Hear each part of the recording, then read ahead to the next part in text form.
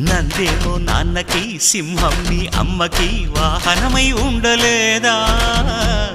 ఎలకేమో తమరికి నెమలేమో తంబికి రథమల్లే మారలేదా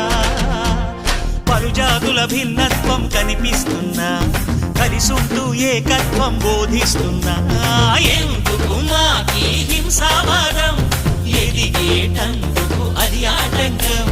నేపరం మాకు సోదర భావం మార్పులు మాలో కలిగేలా ఇవ్వు భరోసా గం గణపతి